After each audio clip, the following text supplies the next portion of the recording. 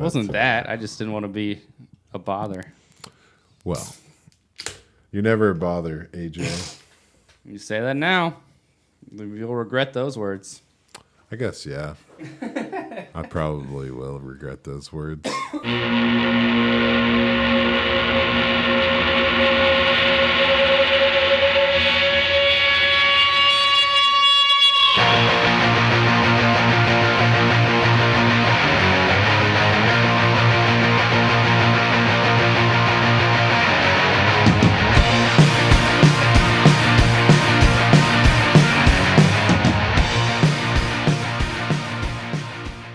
Wasted draft picks. That should be the name of my. You were beaten by wasted draft picks.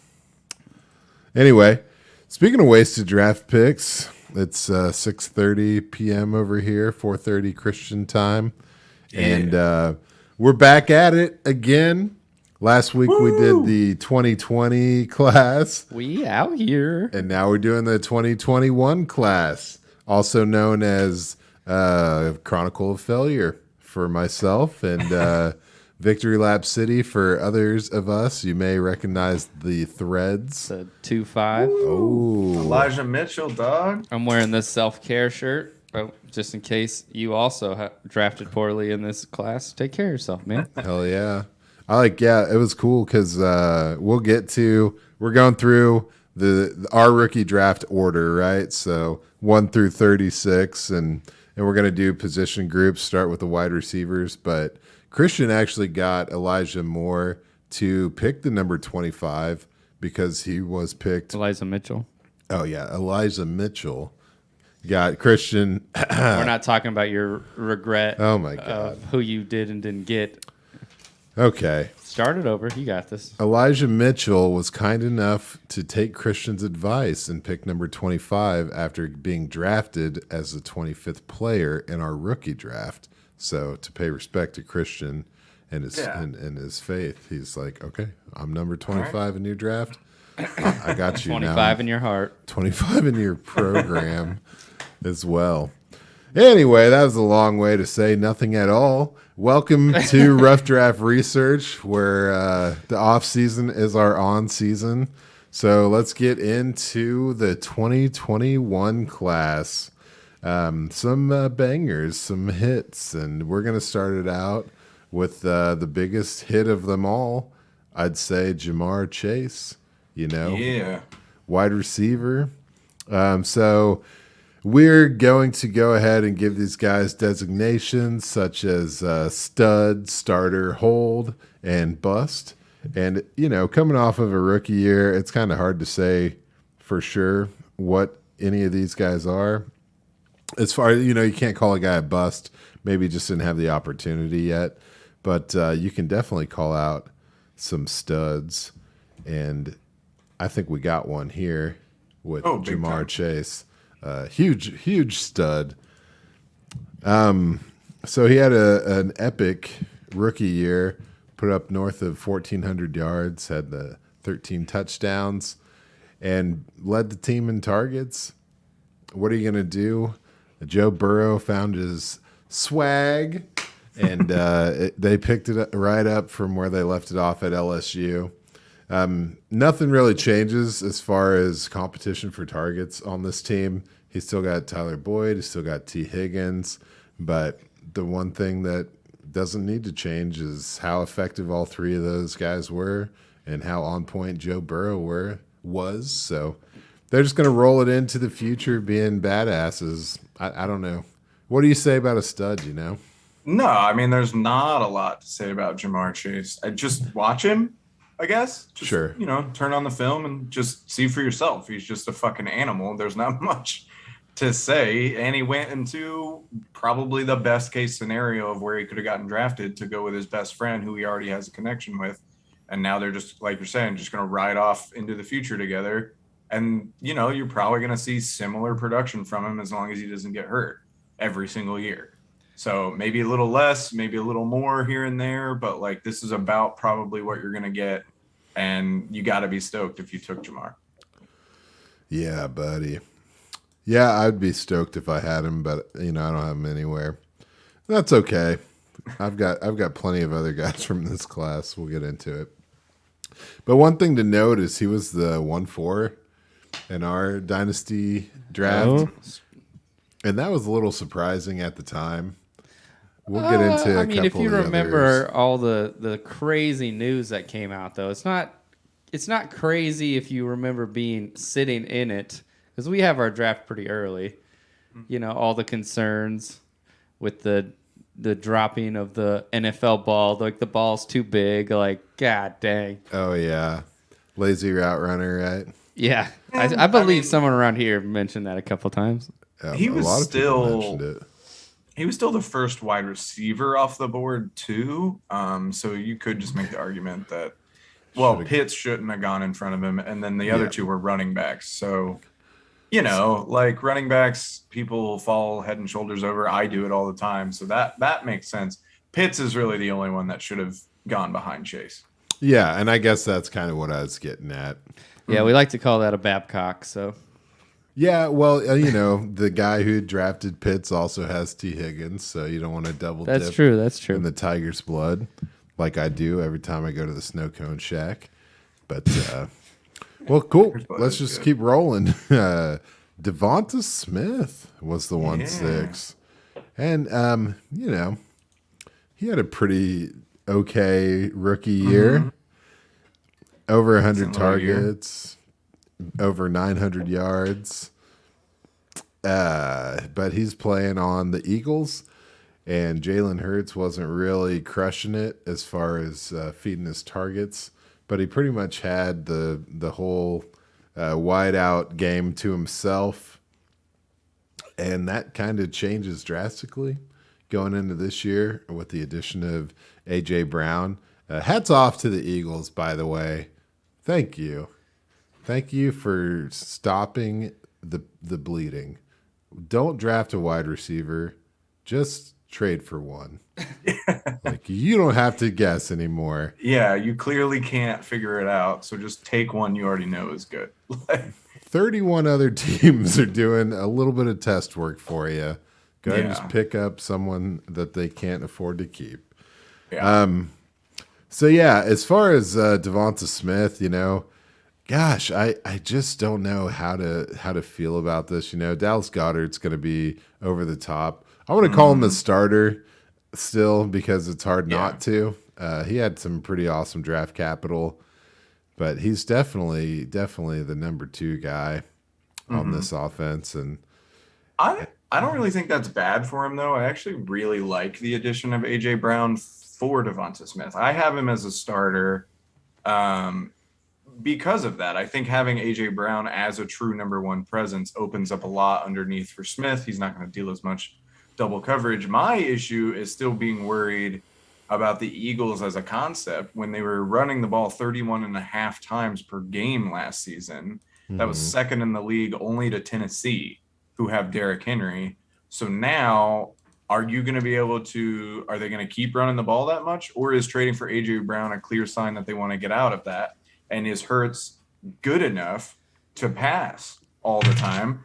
Because at this point, if they're still going to run 31.5 times per game, now I don't see how Brown and Smith are going to consistently get the ball enough to be true number 1, specifically Smith. A.J. Brown got that deal. They're going to throw him the ball. But you know what I mean? It's like, if they don't kind of let off the rushing a little bit, there's just not going to be enough opportunity for everyone to consistently be good. Obviously, everyone's going to flash here and there, but Yep. yeah. Get I your don't know. Kennedy Brooks now. Get your Kennedy Brooks now while he's available. yeah, get your Kennedy Brooks. Yeah, I mean, I get what you're saying. Yeah, but what is going to happen here? There are a few available targets. If you discount Quez Watkins and Jalen Reagor and Zach Ertz, there's about 120. But Zach Pascal's also been added to this team, so that gives you a pretty solid third wide receiver. And with 120 targets to go around with those 2 guys, it does feel like we'll just have to see what happens. But like you're saying, it definitely helps having A.J. Brown because Devonta Smith was a little slight of frame to be an alpha. So this Yeah. might give him the opportunity to get the heat off of him and make some big plays here and there and not just be a consistent target, but more of a big play guy. So I'm all for that. I like it a lot. I think Smith is going to end up benefiting a lot from the AJ Brown trade, in my opinion. Hell yeah. Well, let's keep wiggling down the row. Let's waddle to the next guy. Ooh, segue. Waddle. He's the 1-8. That's Jalen Waddle with the Miami Dolphins. And he had a pretty good rookie year. Got 138 targets, thereabouts, and over 1,000 yards and 6 touchdowns, which is pretty cool if you're into that kind of shit. He kicked ass last year. And then now he's welcoming one of the best wide receivers in the league, Tyreek Hill, and pretty solid supporting cast of Cedric Wilson into the house. And then you got to look at Mike Gesicki, gets the tag, so he's got a 1 year there. There's about 112 targets between Albert Wilson and Devonta Parker. So I don't think we're going to see Waddle up in the 140 target range again. Yeah, it's kind of funny. Literally, it's a flip flop from the opposite. I kind of think the addition of Tyreek Hill hurts Waddle a little bit. I think I have Waddle as a starter, and if Hill hadn't been in the mix, I'd probably have him as a stud, and he may still need to be a stud because just of the way he's already performed. He's shown that he can work with a high workload, and Hill's probably going to be still the deeper threat, and Waddle can run over the middle. But my issue is if you look at Hill as an entity, no other receiver on his team has ever had more than 693 yards while on a team with him, which, that's obviously, you got to admit that Travis Kelce's there, so he takes up a predominant amount of the secondary targets. But it's still just interesting to note that, there really isn't another, number 2 when Tyreek Hill's on the field outside of Kelce. So you've got Gesicki there, and now you've got Tua, who really scored well in accuracy. He ranked 3rd overall in Player Profiler, but he was 31st in air yards per attempt. So I'm not sure who that benefits more. But if you look at last year, Jalen Waddle had an average depth of target of 6.3, and Hill's was 10.7. So something's got to give here, because Hill is either going to have to come in and Waddle's going to have to share that with him, or Tua is going to have to start going deep, or they're going to eat each other's targets up. Waddle and Hill, that is. Yeah. Yeah, I think that they really do need to go deep. I mean, that's what you got to do with this roster. Yeah, they're building something that's a lot different than what they've had in the past, and it feels extremely unpredictable. But you fucking Waddle and Hill on the same team. What are you gonna do? Nasty. I guess you could call him a starter, but holy smokes, it really depends on what they can squeeze out of this. Yeah, Tua, it's all on you, man. Yeah, it's all gonna ride on him, just like we talked about last week. I just said that. It's all right, Tua, here's your weapons, here's your team. You got Teron Armstead blocking your blind side now. Fucking go get it. And so, this year might be a little bumpy if Tua can't step up to the plate. But I think overall, Waddle has already proved that he's a starting wide receiver, a good starting wide receiver for your fantasy roster. Yep, absolutely, man. Well, hell yeah. Let's keep on rolling then. Let's see. Oh, God. Here we go. Uh-oh. Finally hitting some pay dirt here. We have my first pick of the 2021 draft, the 1-9, and that's Rashod Bateman, the Golden Gopher, the Golden Goaf. Baltimore wide receiver. Boo. He hit just over 500 yards and, not a ton of production, but he missed some time. And now he inherits what can only be called the best target share in the league, I think.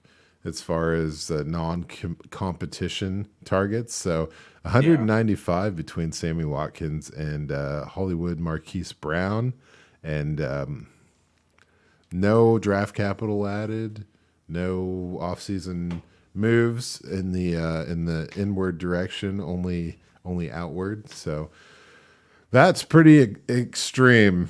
You have to think that this offense passed a lot more than it probably would have if their running back core had been healthy. So maybe that amount of targets isn't actually available to Rashod, but a good healthy chunk of that production that Hollywood represented has got to go his way. He's a feisty guy, a natural badass, and he's got no one but Mark Andrews to compete with. The question marks around who is the number 2 wide receiver on that team just goes to show that the number 1 is locked in. I'm just gonna give him the stud level, man. If he's healthy, I think he's a top. I don't know what do you have to do to be a stud? Because I'd say he's top 15 wide receiver if he stays healthy all year. So I mean, I don't disagree that that's in the realm of possibility. I guess to me, to be a stud, you have to do it. I have him in a starter, even though, based on last year's numbers, they're not amazing for a rookie. 1 touchdown, 500 yards isn't amazing, but I do have him as a starter for just everything you're saying. His target share is going to go up. He's an animal. We all loved him coming out of the draft last year. We had him above. I'd have to remember, but we had him above certain wide receivers that other people were all about. So this is his chance to come out and prove us right. And I'm pretty excited because I do think he can one day be a stud. But I guess I project people into starter roles and maybe project busts, but I tend not to project studs unless I have a really good feeling about it. And I do love Bateman. I think he's awesome. He's one of the best route runners of the 2021 class, in my opinion, if not the best. And yeah, I'm super excited about him. I just got to see it first before I'm willing to throw him up in that stud category. For anyone who was listening last week, I'll be studying some of my players into existence. So I think that's a little bit of what we're seeing going on here. Yeah, I'm literally on Sleeper. Like, how could I trade for Bateman real quick? I just want to look. Yeah, I mean, a lot of people have been thinking about that, and he's locked down. You know what? But you win some and you lose some. You win some and you lose some. The next guy up had a little bit of exhausting trade pursuit. He got handled a little bit in our draft and ended up at the 111. If you do the counseling out, it ended up as the 11th pick. It's Terrace TMJ, the Terrace Marshal Jr. Oh golly! Ooh, he was there with the Panthers.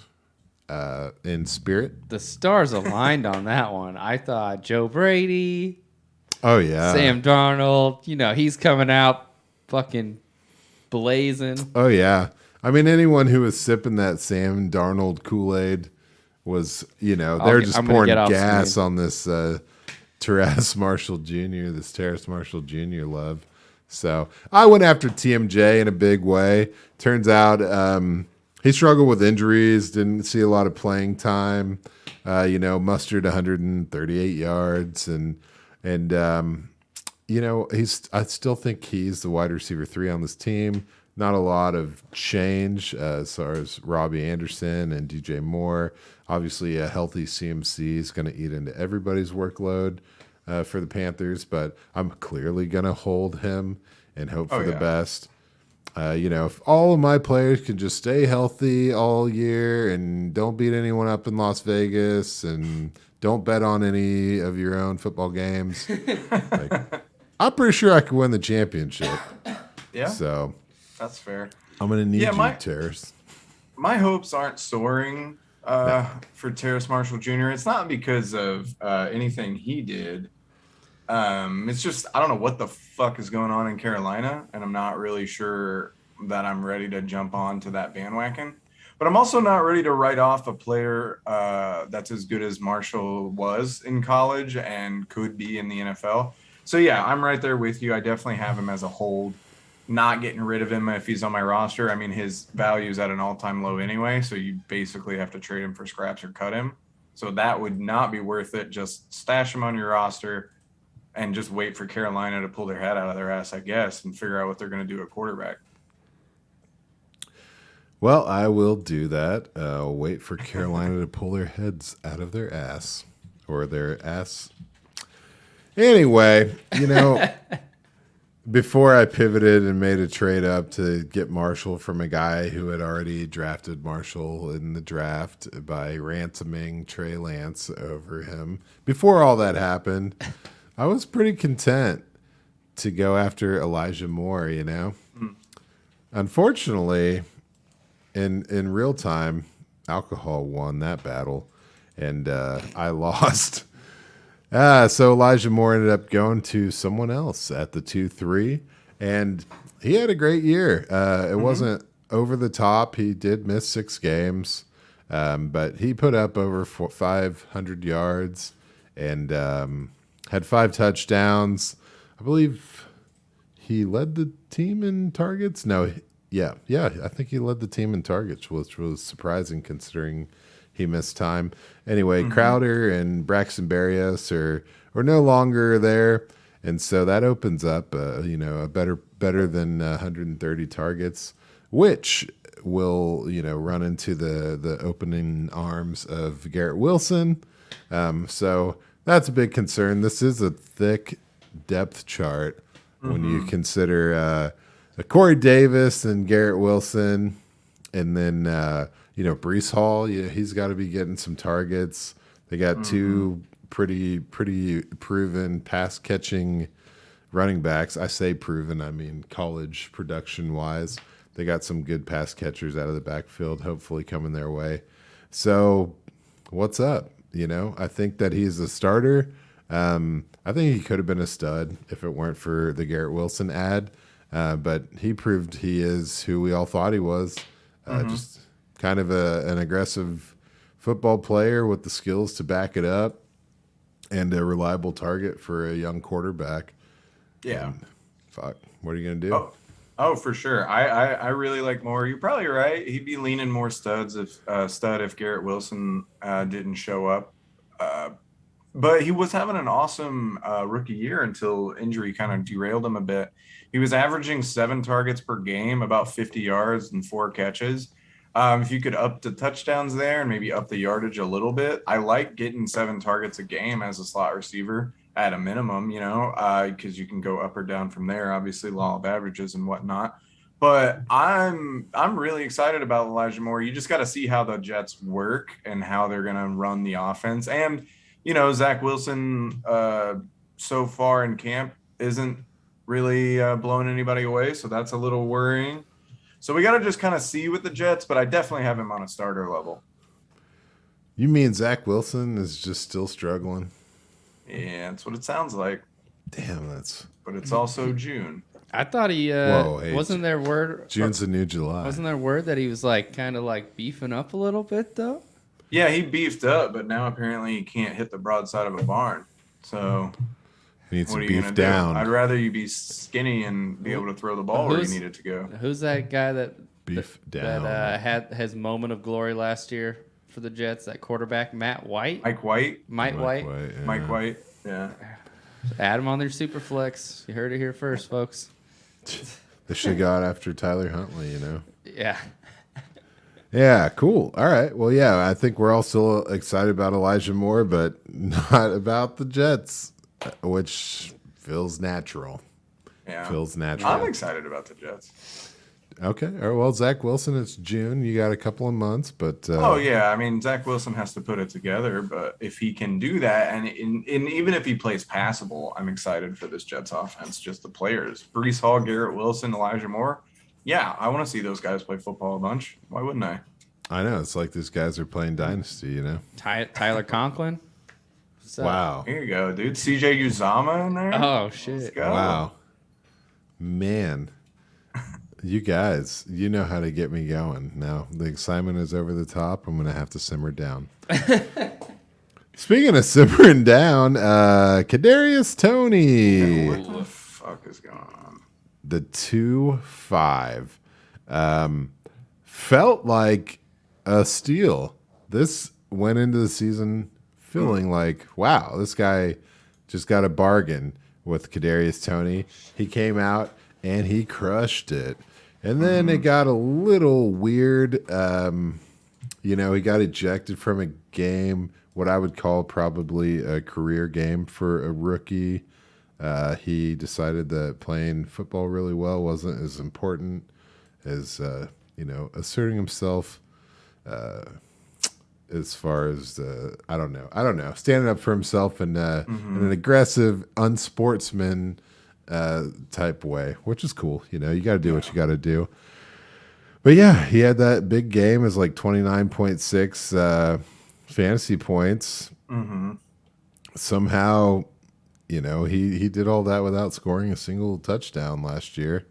So That's crazy. Yeah. Yeah, so he only really played 10 games, and I don't know. I don't know what you say. I guess that's not very impressive when you look at it like that. But yeah, he had some bright moments, and now he's on a team that has spent high draft capital, second-round pick on another wide receiver, seemingly being shopped by the new coaching staff, and not really, not really what you want to see.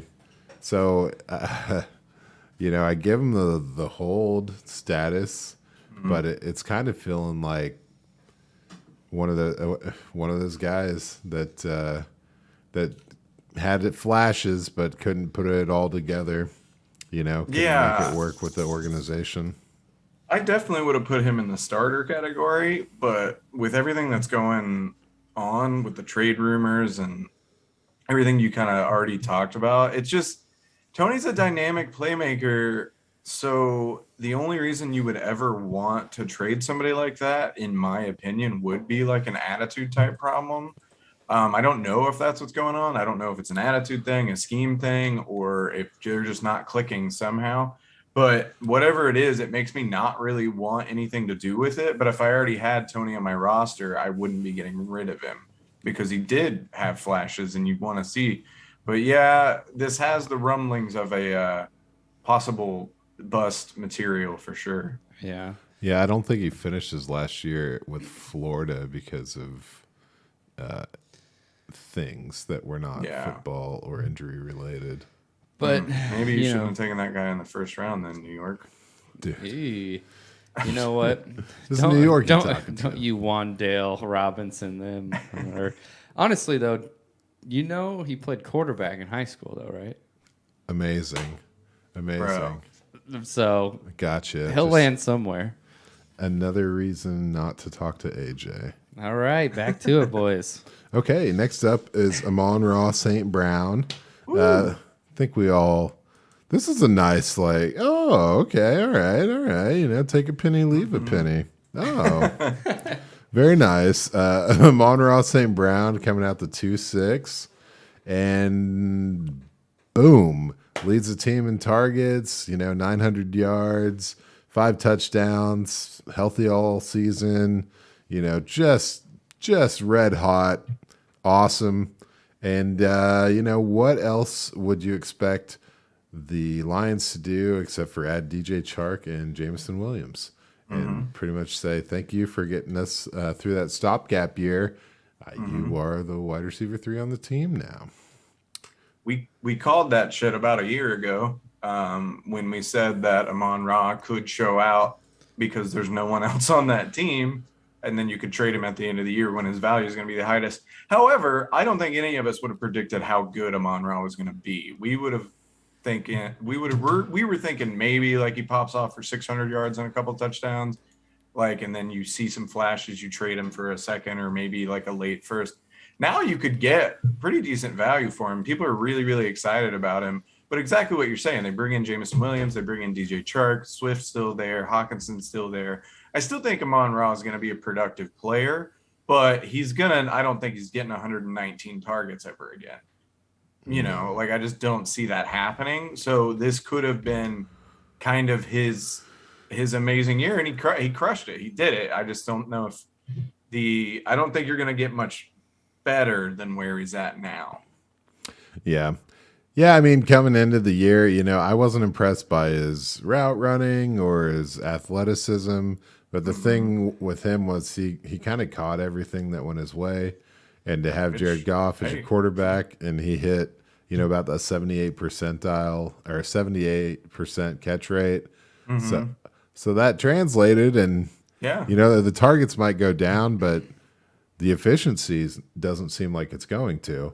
And if Jameson Williams takes an amount of time to get healthy, you know, then they might not want to push him, considering the capital and the state of that team. They're not a contender, so could be another B-side for old Amon Ra. Yeah, he could have a nice little start. I think once they work Jameson Williams in, he'll start to go down, which could be dangerous if you're relying on him once the playoffs and that fantasy start. But yeah, I mean, he's a good little player. You can get a lot out of him, or you can just keep him. Like you're saying, he's gonna do something on that offense. He's earned a role, so he's gonna get a chance. And then yeah, Jameson may not be able to play yet. So definitely maybe use him at the beginning of the year and try and get a hot start to your season. But I still don't see him as a long-term like superstar or anything like that. Definitely not. Speaking of long-term superstars, no, I don't know why that doesn't fit this at all. Rondale Moore is up next. So he was the 2.9 in our rookie draft. He's in Arizona. The incumbent slot player, Christian Kirk, is no longer there. That's kind of a big deal. You know, DeAndre Hopkins is 6 games out with the PED, but then you got Hollywood Browns in town. You got high draft capital for Trey McBride. So Rondale, like, is he going to be splitting slot targets with Trey McBride? I don't. Maybe a little bit, but I don't think so. I mean, Christian Kirk was there last season, and Rondale Moore still spent 63.8% of the time in the slot. So I don't really see that going anywhere. I kind of think you got Brown on the outside, Hopkins on the other side. You got slot covered with Rondale Moore. You just kind of run that. It's going to be pretty hard to stop as long as Kyler is playing well. Once you get Hopkins back, obviously. So I actually don't think Rondale Moore's production is going to go down very much, if at all. I have him as a starter, and I think he could be one of these nice little slot guys that you throw on your roster to just get a bunch of catches for you one game and get you like 10 points in pure PPR and then ride out, you know. I love it. You know what else I love? AJ Green got 92 targets last year. I guess I keep forgetting about AJ Green still being there. How is this happening, man? Yeah. It's blowing my mind. And you know what else? I mean, we all saw the dropped touchdown that cost them pretty much their number 1 spot. Luda. So AJ Green led this team in red zone targets last year with 17. In my head, I know the dude is 33 years old, but he's still doing it, man. Yeah. So I don't know. This whole Arizona thing when they took Trey McBride, and it's I can't put my finger on it. AJ or Hollywood Brown, you know, brown, green, purple. What are you gonna do with this situation? Too many colors in the wide receiver room. It got me confused. Those are Antoine Wesley's red zone targets, baby. Oh yeah, Antoine Wesley, 5 red zone targets. That's pretty impressive.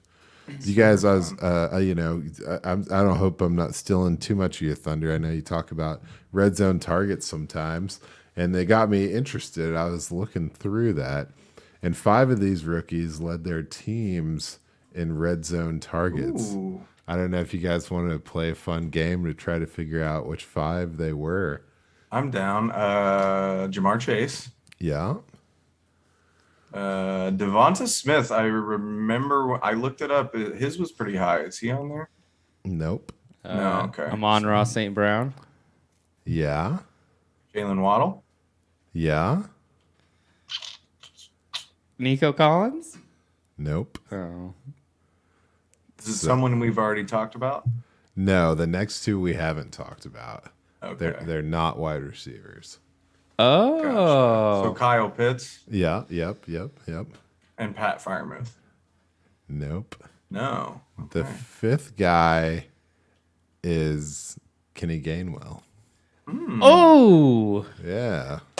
Interesting. And that's Let the me only just- reason I let me bring just it up jot is because that that down. was. And it's not like it was, they weren't like rebranding what it means to be a red zone monster or anything. We're talking, let's see here. Let me get the exact numbers. He had 9 to Devonta Smith's 8 to Quez Watkins' 7. Gotcha. So single digit is not really something to be proud of in that category. But he so happened to lead the team. That's fair. So I'll lead this team back on topic. I know you guys stray, but Speaking of someone who didn't lead his team, yeah, Amari Rogers. I think you just got to pass that one off. 210. I mean, I'm still excited about the idea of Amari Rogers. I like his potential, but that rookie season was tough, man. I mean, he was barely on the field. He had 8 targets, and he still somehow finished with a receiving grade of 58.3, which is pretty fucking low for a guy that's only getting thrown the ball 8 times. It's just not good enough to get it done. Now, Randall Cobb has already said he looks like a different guy in camp. Everyone's talking about how more comfortable he is, how less nervous he is, all that. So hopefully he can swing it around. But I'm not going to lie to you. If he doesn't show like some pretty decent improvement over this year, and even if it's limited chances, he needs to look better, or it may be a quick out of the league for Amari Rogers, because that was rough. It was a rough rookie season to watch. Just kind of like, I don't know if he just like, because he wasn't on the field very much, he couldn't get the rhythm of the game, whatever it is. But I know he's a hard worker. You can, any interview or that you read about him, that's all they ever talk about. So if anybody can earn their spot back and kind of work their way into improving from a bad rookie year, it is someone like Amari. We just got to see it. So I got him in a hold for now, mostly because you wouldn't get anything for him to try to trade him anyway. So yeah, it's tough, but I still like him. I think I'm still interested in him, intrigued by him. Randall Cobb cannot stick around forever, and somebody's got to run into the slot. So I like Rodgers to potentially be that guy, but we just got to see it happen. Alrighty. I guess I'll call him a hold if we're gonna stick to that. I'll go. I mean, you can definitely. He's very like teetering on bust material. So if you wanted to call him a bust, I wouldn't necessarily write it off. But it's hard when he only got 8 targets. Yeah, there's not an established hierarchy there, so you do have to hold. Yeah, hold out hope. It's a bad draw for the Clemson wideouts in this class. Yeah, not great. Some powerful opportunities not met with the necessary performance to capitalize on them. But that did not happen for our next guy, Nico Collins. Definitely capitalized. Not really a high-powered offense at all in Houston, but he still managed to put up 440 some odd yards and a touchdown. He's clearly, in my eyes, the number 2 wide receiver on this team behind Brandon Cooks. A lot of people might say Mechie, but we know Nico Collins is that deep threat. He gets it done. He knows exactly what to do with the football in his hands and in the air headed towards his hands, whatever that means. we're excited about Nico Collins, and I'm still excited about him. I think the sky's the limit. I'm gonna put him in starter territory. I know it's a bold statement, but there's a lot of question marks around this team, and I don't think he's one of them. Yeah, I got him borderline starter / hold, just, waiting on the quarterback situation. But yeah, I mean, he's a guy that took advantage of the opportunities that he had. And, when you see a guy like that, in my opinion, he's earned more opportunities. So he's going to hopefully get some of those. Mechie will definitely be taking some of that shine off him just a slight bit. But Brandon Cooks isn't going to be there forever either. So they need to establish these younger guys. They need to see what they have in Collins. And yeah, I like it. I like the potential here. Definitely like borderline starter material for sure. Hell yeah. Yep. It feels like the team might not do well. And so I'm interested to see if maybe Brandon Cooks kind of gets that trade mid-season. We see a little like I hope not for his sake. I bet he's sick of being traded. Oh yeah, I bet. Poor guy. That's like, hey, you ready, dude? Like he never like unpacks when he moves, Yeah. It's like, no, my stuff's still in boxes. He just has. We order DoorDash every day. We don't cook.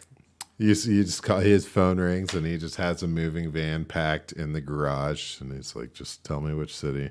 Well, also, he's going to be good if Dan says sky's the limit, because he rarely says that for anybody. So that's right.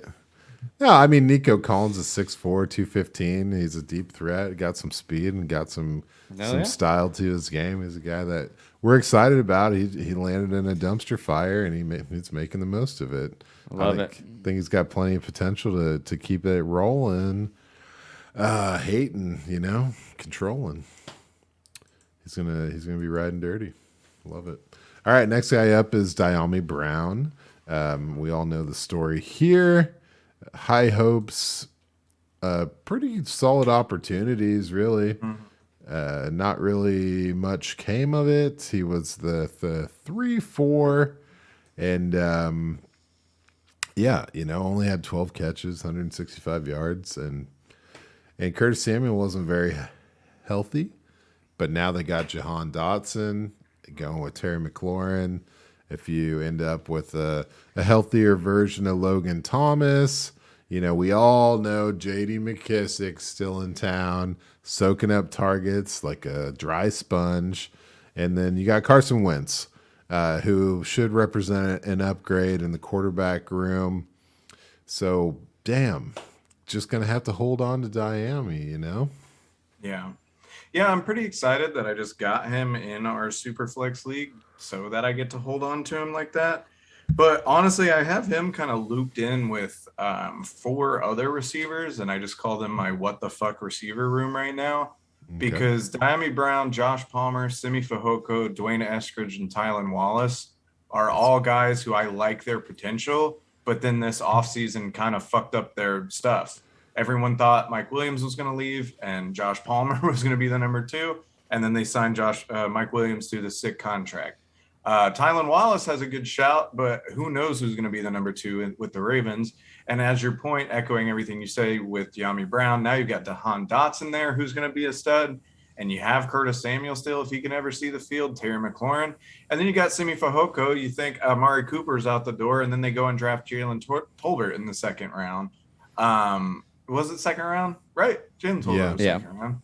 Yeah, so there's a lot of stuff going around. And then Dwayne Eskridge is a guy who maybe could have snuck in as like a third number receiver behind Metcalf and Lockett, but now you don't know who's throwing him the damn ball. So these were these 5 guys I just didn't know what to do with, so I put all 5 of them in hold. Okay. Obviously, I don't want to like step on your toes or anything, but it just kind of like they all had a very similar readout to me. As far I'd take Palmer out of that lineup. You think so? Yeah, I think he's got a definite level up over the rest of these guys because he did have the production. Shout out D-Hop. He got fuck you. He got action. He got play. 4 touchdowns. There's you have to scroll back pretty far in this draft class to see the last guy. Amon Ra St. Brown, Elijah Moore. So he's in good company with the touchdown numbers. So he's a trusted target by his team, and I think he has a pretty well defined number 3 job there. Whereas Simi Fehoko and Dwayne Eskridge, even Diami Brown could end up being the 4th fiddle on there. Tylan Wallace, I believe, is just a pure wild card. Yeah, could be amazing. But so yeah, I agree with you everywhere you're saying all that. I think Michael Gallup may not be healthy for the beginning of the season. That's fair. So yeah, I might give him a little sneak in there. Yeah, but I'm interested in all these guys. I just cut Dwayne Eskridge. I love my Western Michigan wideouts, but yeah, I had to cut him because I don't want the number 3 wide receiver on a Drew Lock team. Yeah, that makes sense. It was cool when it was Cortland Sutton last year, but this is a little different. Yeah, I had the number 1 receiver on a Drew Lock team, and I didn't like having that. So I definitely don't want the number 3 guy. Yeah, absolutely. Run first system up there in Seattle. So that'll be that, man. Cornell Powell made the list here. I think we can call him a bust. Yeah, unfortunately, I was really in on him. I liked him a lot, but he's still on the team, which is a good sign. But they did add MVS, Juju Smith-Schuster, Sky Moore, and Justin Ross, who has already kind of taken over that role as the undrafted guy that Kansas City is going to use. So yeah, I think poor Cornell Powell is going to be the odd man out in Kansas City. I hear Josh Gordon's looking good in camp, Ooh, at OTS. There you go. Kansas City. I think the only person being left out is Tutu Atwell. What do we have to say about him, fellas? Hey, man. Plus, nah.